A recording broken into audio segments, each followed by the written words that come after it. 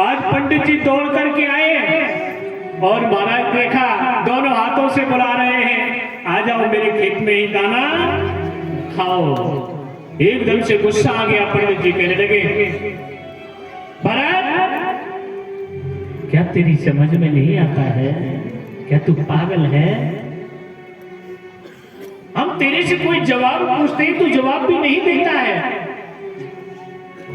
हम कोई कार्य के लिए बोलते हैं तो उस काम को भी नहीं करता है। क्या तू जड़ है? आज महाराज भरत जी का नाम जड़ भरत पड़ गया है। बोलो जड़ भरत महाराज जय हो। कि जड़ की तरह तू खड़ा रहता है, जवाब तक नहीं देता है, तेरा ही नुकसान हो रहा है और तू इन चिड़ियाओं को पक्षियों को बुला रहा है। पिताजी हमारा क्या है? इन चिड़ियाओं के पक्षियों के घर थोड़ी है, हमारे आपके घर हैं।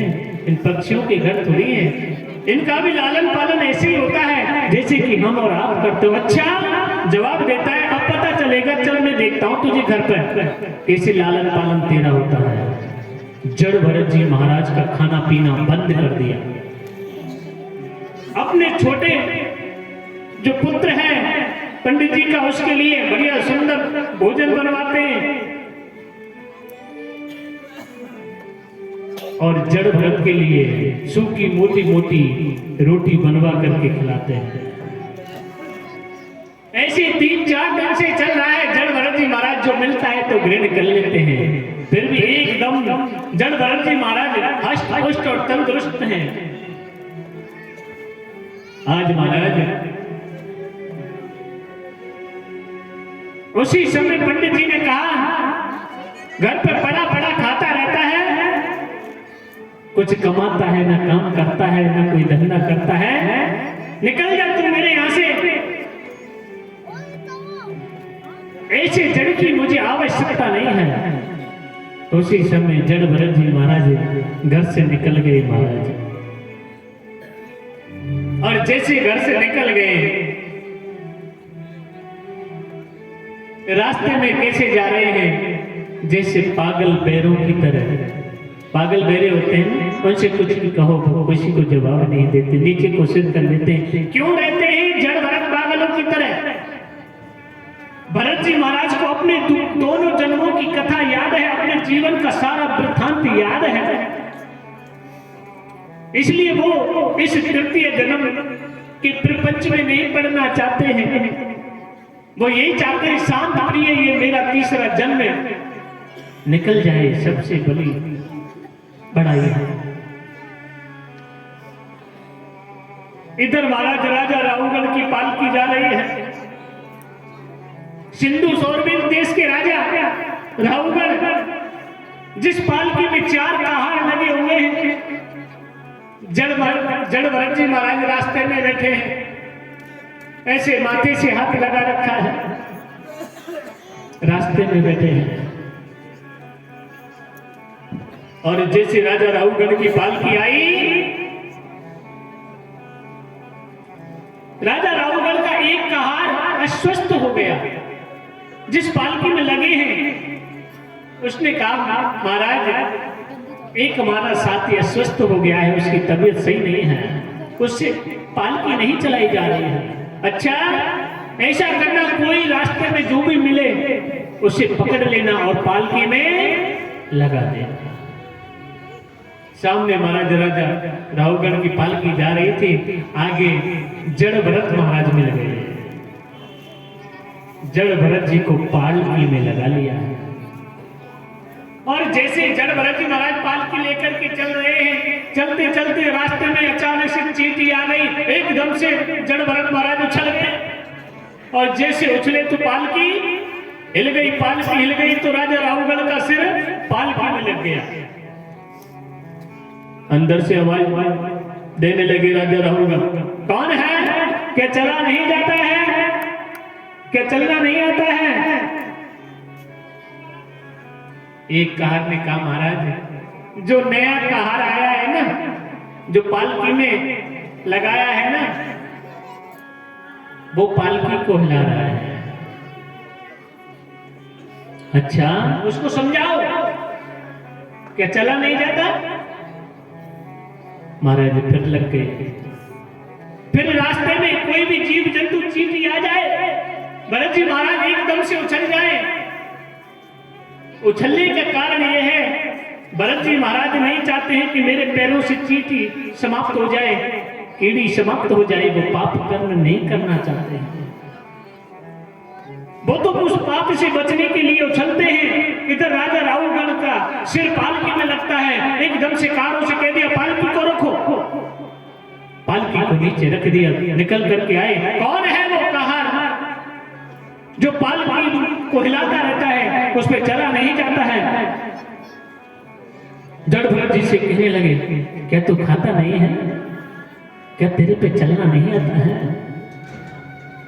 क्या तुझे दिखता नहीं है? बहुत देर से सुन रहे थे। जड़ भरत जी महाराज कहने लगे, राजन आप क्या समझ रहे हो? मैं इतनी देर से आपकी सुन रहा हूं। जो आप इस पालकी में बैठे हो, आज आप राजा हो। कभी भी मैं भी राजा था, हैं? मैं भी राजा था। जिस भरत के नाम से भारतवर्ष नाम पड़ा है, और आप राजा बन का अपमान करते हो। ये तो पता नहीं आज आप राजा हो, कल कौन राजा बनने वाला है। कल आपको भी पालकी में लगना पड़ सकता है। कभी भी अपने पद का घमंड नहीं करना चाहिए राजन। आप जिस पद का घमंड कर रहे हो, उस पद का कभी घमंड मत करो। जिस भरत के नाम से भारतवर्ष नाम पड़ा है, और अब क्या कर दिया? भारतवर्ष पहले कहते थे, अब कहते इंडिया। बदल दिया प्यारे, कि पढ़े लिखे ज्यादा है, जाना यूं परेशान कर इंडिया कर दिया है। जो भारत भूमि, जिसे कर्म भूमि कहा जाता है, जिसे धर्म भूमि कहा जाता है, ये कर्म भूमि धर्म भूमि है। ये भारत भूमि विदेशों में नहीं है। ये आज जो आप हम बैठे हुए हैं ना, ये संस्कार उधर नहीं है, फॉरेन कंट्री में नहीं है, ये अमेरिका में, कनाडा में। वहां तो संस्कार ही कुछ अलग ही है। ये जो संस्कार है ना प्यारे, ये हमारी भारत भूमि पर है।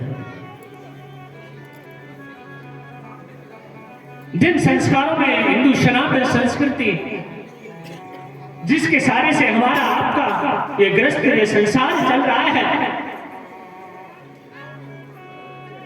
आज उसको भी बिगाड़ने के लिए बैठे हैं।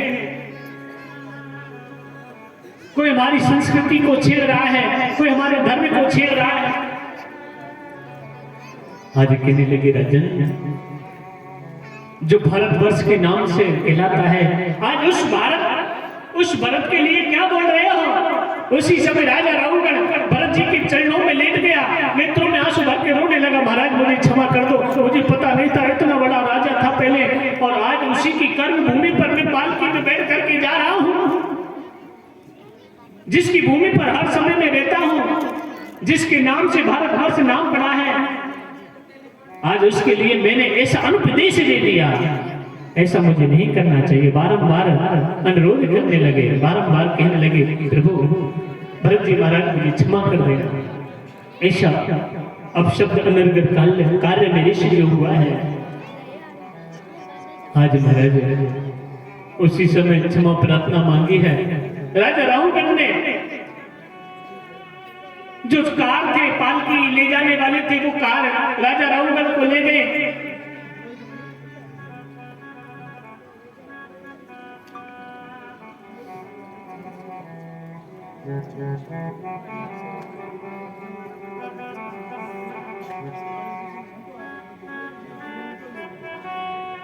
भैया वो भी कोई बात हो ना, पर किसी के 1000 रुपए गिरे कि ना गिरे भैया,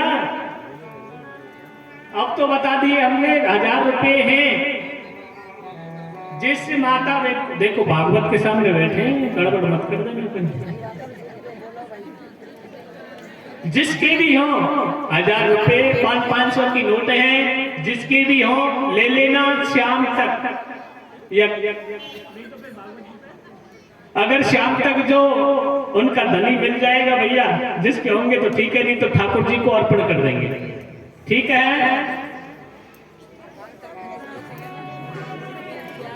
देखिए धन्य है जिसने ला करके दिया है, उसकी भी मैं इस व्यासपीठ से उसको आशीर्वाद देता हूं।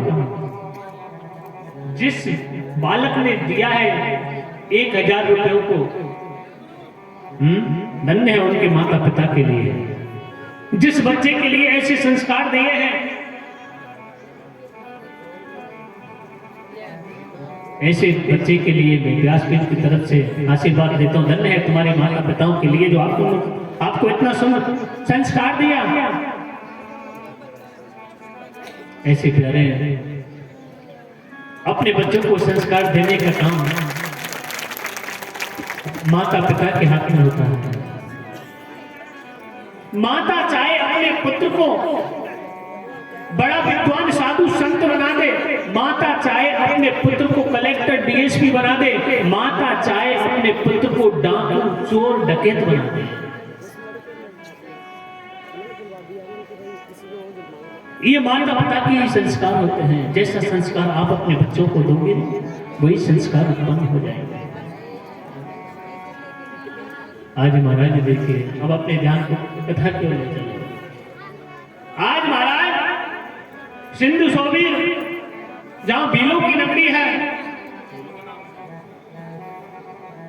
जो माता काली के मंदिर पर मानस बलि चढ़ाने के लिए वहां के राजा ने नियम दिया है कि मेरे पुत्र होगा तब मैं मानस बलि चढ़ाऊंगा। सिंधु सोबीर देश का राजा मानस बलि चढ़ाने के लिए